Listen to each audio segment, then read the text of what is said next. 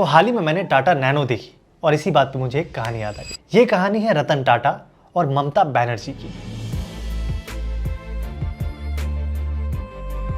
तो 2006 में वेस्ट बंगाल में सीपीएम की सरकार थी और बुद्धदेव भट्टाचार्य जी यहाँ के सीएम थे। अब सीपीएम के राज में वर्कर राइट्स और लेबर यूनियंस के स्ट्रिक्ट लॉज बने हुए थे, जिसकी वजह से कोई भी बड़ी इंडस्ट्री वेस्ट बंगाल में नहीं आती थी। अब सीपीएम इस इमेज को चेंज करना चाहती थी, तो उसने रतन टाटा को उनका फ्लैगशिप प्रोजेक्ट नैनो का मैन्युफैक्चरिंग प्लांट यहाँ लगाने के लिए इन्वाइट किया। साइट के लिए कोलकाता के पास सिंगूर को फाइनल किया गया और करीब 1000 एकड़ जमीन किसानों से एक्वायर की गई और टाटा ने प्लांट बनाना स्टार्ट कर दिया। अब वहां के कई फार्मर्स का कहना था कि उनसे जबरदस्ती जमीन एक्वायर की गई थी और उन फार्मर्स ने प्रोटेस्ट करना स्टार्ट कर दिया।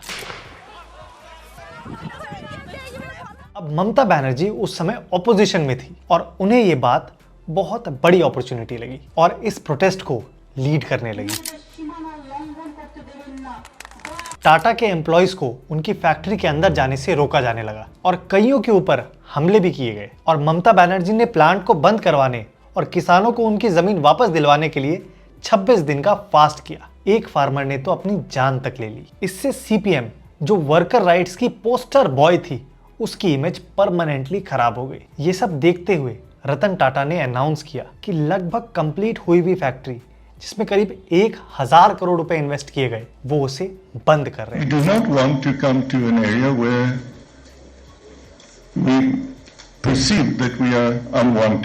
और कहा, I think Mrs Banerjee has pulled the trigger. अगले इलेक्शन में 34 साल से चल रही सीपीएम की सरकार को बुरी तरह से हराकर ममता बनर्जी वेस्ट बंगाल की चीफ मिनिस्टर बन गई और सीएम बनते ही फैक्ट्री पर कब्जा करके किसानों को जमीन बांट दी और टाटा ने अनाउंस किया कि वो अपना प्लांट अब गुजरात में लगाएगी और नरेंद्र मोदी वहां के सीएम थे और उन्होंने टाटा के लिए रेड कारपेट बिछा दिया। टाटा ने वेस्ट बंगाल गवर्नमेंट पर केस भी किया और फाइनली उन्हें आर्बिट्रेशन में उनके पैसे लगभग वापस मिल गए। इस पूरे इंसिडेंट से एक स्टेट की इमेज प्रो बिजनेस बन गई और एक की एंटी बिजनेस, लेकिन दो पॉलिटिशियंस के करियर बन गए।